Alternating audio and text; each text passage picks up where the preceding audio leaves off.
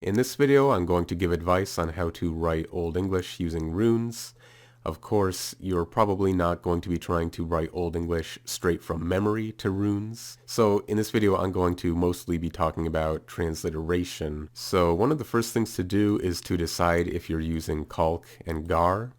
If you aren't, then transliterating C is easy. You just use chain. If you do want to use calc, then you need to look out for whether or not C is making ch, in which case I would write it like this. But if it's making ka, then I would write it like this. If you see a dot above a C in a text, that is a modern author letting you know it's a ch sound. Similarly, if you see a dot above a G, that's a modern author letting you know it's a y sound.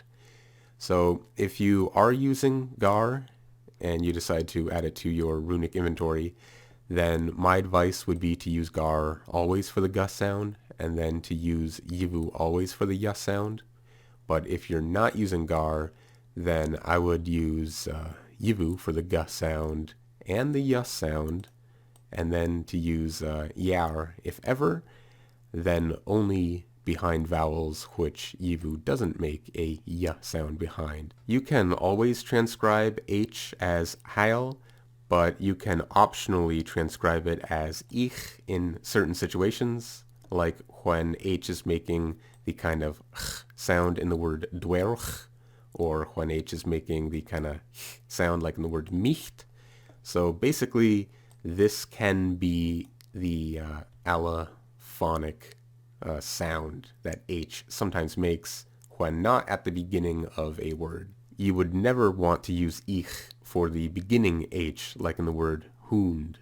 K was not used very often in Old English, but it shows up every now and then. If you aren't in favor of the calc rune, then you would just use chain for it.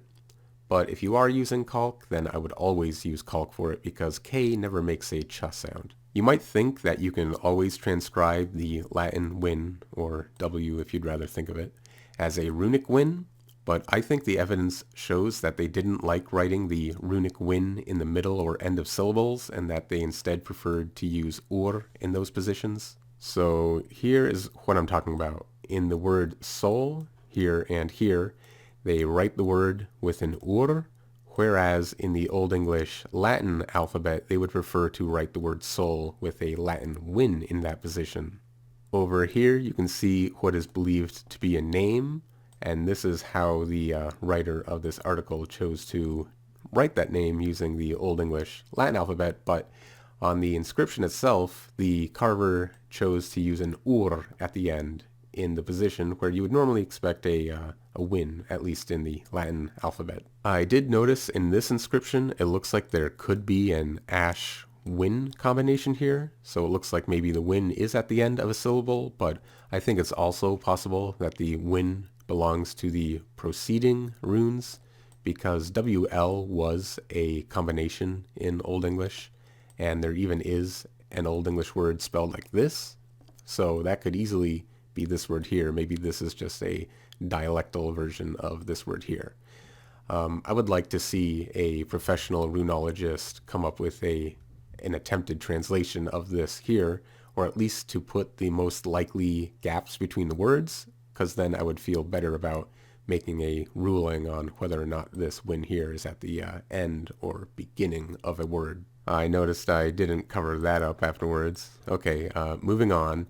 For X, this and this are both attested, but at some point they seem to have repurposed the old Z rune to be an X rune, so I would just use the runic X. Similar deal here. This and this are attested, but then they invented this rune, so I just recommend using this rune. Now this over here, this is a West Saxon thing, and if you look at this map over here, you can see the West Saxons don't seem to have left many or necessarily even any runic artifacts for us.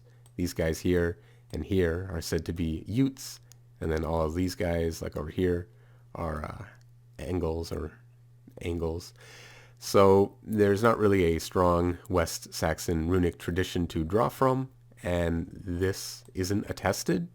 But I suppose you could probably just mimic the Old English Latin alphabet way of writing this West Saxon sound. I've read that this ended up merging with the type vowel, so I suppose it might not be an awful thing to transcribe the West Saxon IE as ur. Meanwhile, this was not in West Saxon, so you would only need this rune if you're not writing West Saxon. There was this kind of combination in Old English, which often gave rise to the modern j sound, like in the word bridge, but there's only one known runic spelling for that. I mean, like literally only one time it ever shows up, and the carver wrote it like this, yivu yivu.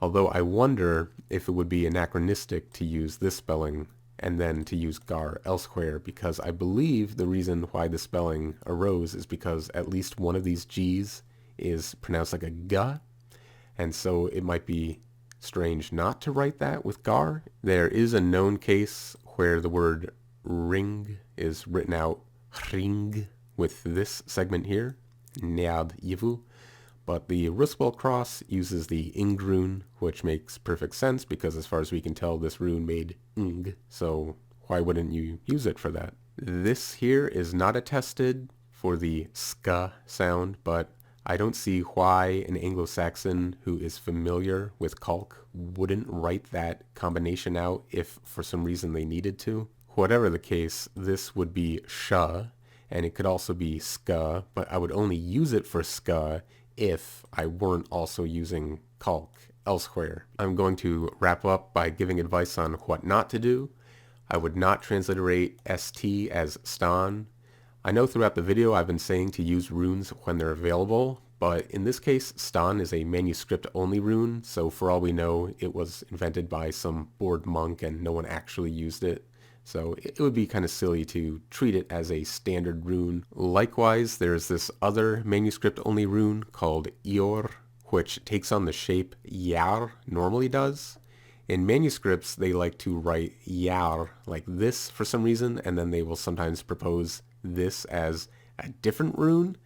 But all of that's just weird, and you're advised to follow the epigraphical tradition or examples rather than the manuscript ones, because the people behind the manuscripts don't seem to have been as knowledgeable or at home with runes as the people who left the bulk of the, carven examples. The people who were actually using runes and carving with them, they seem to have known what they were doing a little bit better than the people writing the manuscripts.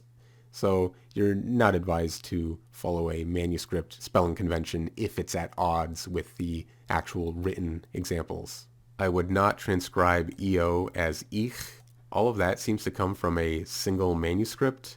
But if you look at this manuscript, they didn't even get the name of the rune right. They called it seal. So whoever wrote this manuscript probably was confused, and so they named they gave this rune the name of the S rune. And then for some reason they thought it made this sound or that it was connected to this sound. Meanwhile, in two other manuscripts, one of them puts forth the K sound. I think this may have been an attempt to represent that harsher H sound, that kind of sound. Maybe that is what was going through the mind of the person who wrote this. Meanwhile, the manuscript, which I trust most, puts forth this as the sound of ich.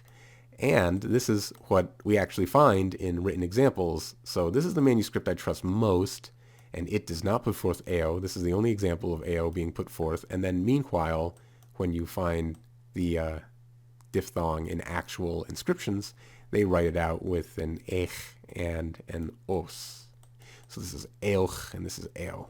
I would never transliterate cwin, or cw if you'd rather, as queorth. Queorth does not show up outside of manuscripts, and the only usage for it that makes any sense to me is as a transliteration of Q from Latin. So the only time I would ever even consider using queorth is if for some reason I were writing Latin and there's a Latin Q I want to write. And even then, I wouldn't use it for QU. I would just use it for Q because there's no evidence that it would have been used for both.